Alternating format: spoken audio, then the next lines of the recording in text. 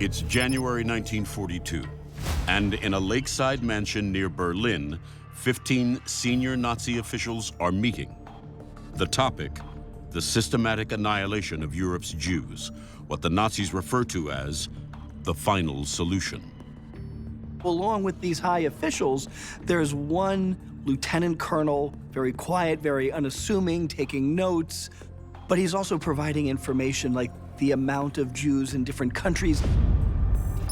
This is Adolf Eichmann. Eichmann is not really well known as a front man of the Nazis. He's more of a behind-the-scenes bureaucrat, and he really views the killing of millions of Jews as sort of this logistical problem that he's in charge of solving. Eichmann grows up in Austria, the son of an accountant. He joins the Nazi Party in 1932 at age 26. Eichmann had joined the SD, the SS's intelligence agency, in 1934. In 1936, he's recruited by a member of the SD to join the so-called Jewish Affairs Division. And eventually, he comes to take over this division. He makes a name for himself after the annexation of Austria, where he works out a system for basically speeding up the emigration of Jewish populations outside of Germany. He figures out how to conduct these mass deportations as fast as possible. He devises a system to give deportation papers to Jewish people on the spot while also stripping them of their possessions, stripping them of their wealth, and getting them essentially out of the country within less than an hour's time. Once World War II starts, Adolf Eichmann becomes more and more fanatical. And once the final solution is decided upon, he becomes the central operational figure behind the Holocaust. Hitler is the one who's ordering these atrocities, but Eichmann is the bureaucrat in charge of actually carrying them out. There are a lot of pieces of information that come out of Nazi Germany during World War II. And it's just so hard for Westerners to comprehend this scale of tragedy that it's not until we start to overrun some of the outlying murder camps that we can't deny what's going on anymore. In January of 1945, Hitler retreats to his bunker. By April of that year, he's dead. And then on May 7th of 1945, the Germans surrender. Despite the fact that many high-ranking Nazis have been captured, Eichmann is never found. And on top of that, most of the world has never even heard his name.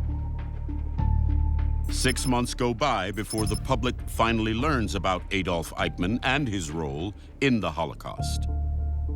In November of 1945, all eyes are on Nuremberg, Germany, where 24 Nazi officials are put on trial for their atrocities during World War II.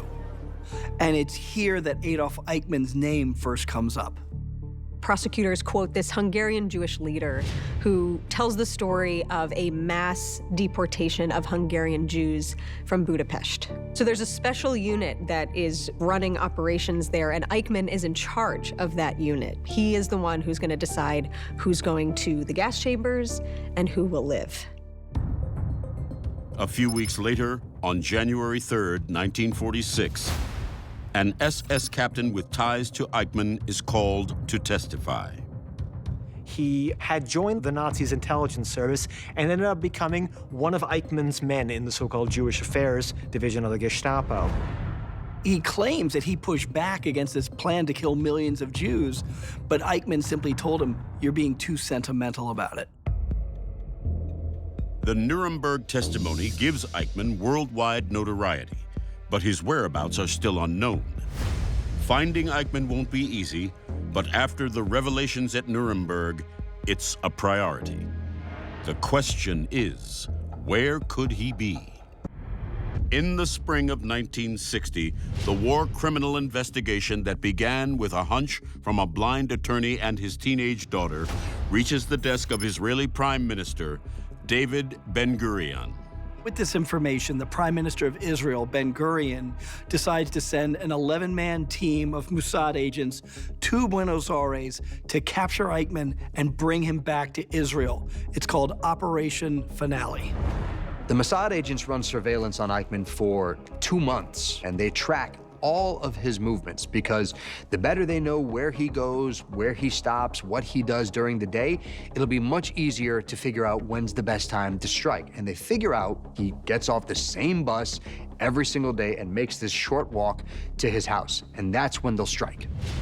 On the evening of May 11, 1960, the operation unfolds like a scene from a spy novel.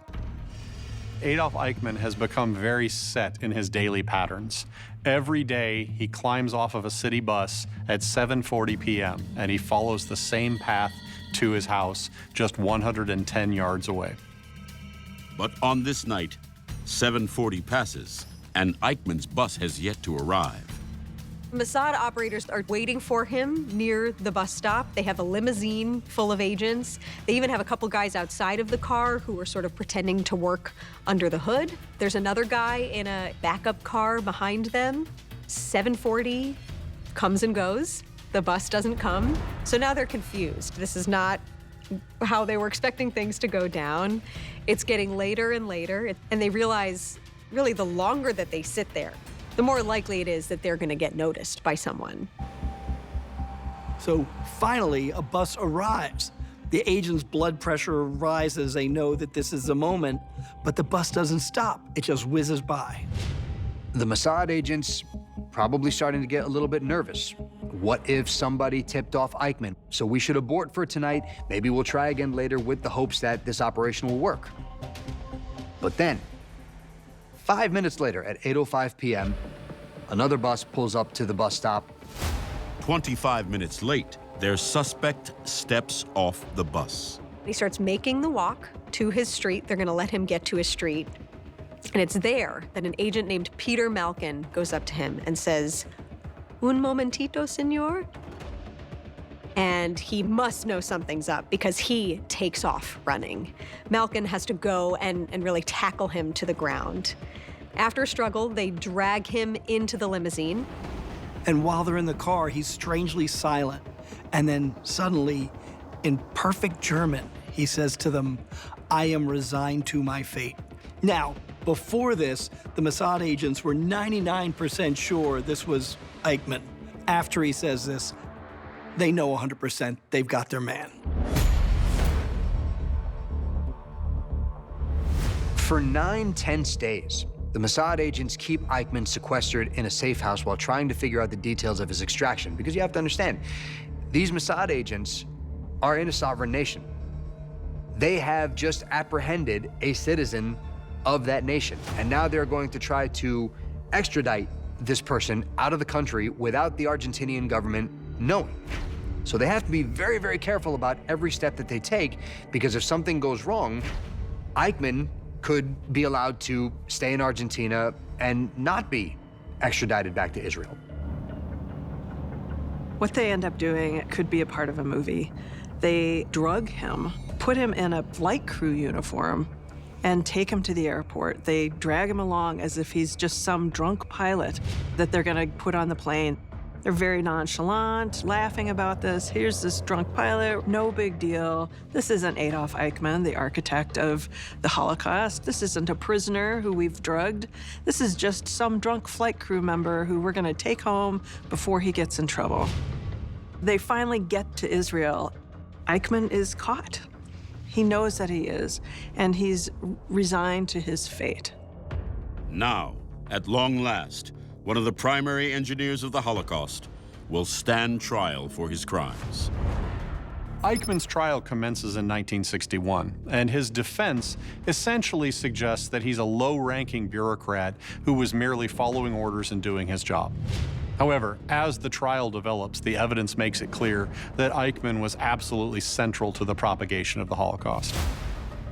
Eichmann is ultimately found guilty of war crimes against humanity, is sentenced to death, and is hanged for his crimes on June 1st, 1962.